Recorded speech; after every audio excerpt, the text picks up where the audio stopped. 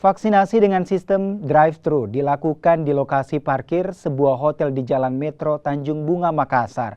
Vaksin dengan layanan ini pun cukup menarik minat warga karena dinilai lebih mudah dan cepat dibandingkan layanan vaksin lainnya.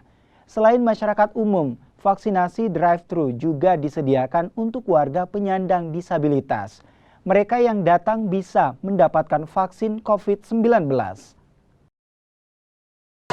Bisa menyebabkan pengumpulan massa yang banyak, Kak, begitu.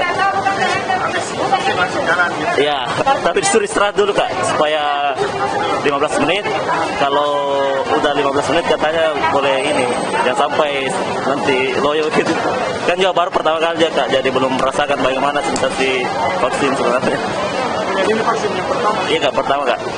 Hari ini dalam rangka memperingati HUT Bayangkara, Polrestabes Makassar dengan seluruh jajaran bekerja sama dengan pemerintah kota dan Forkopimda Kota Makassar dan seluruh komunitas masyarakat, terutama komunitas masyarakat yang berbasis sosial.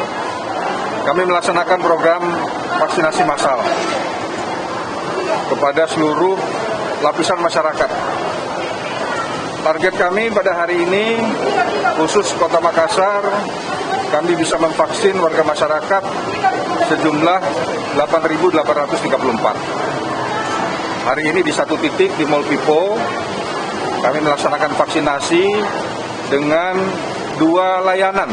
Yang pertama adalah layanan drive-thru dan layanan manual.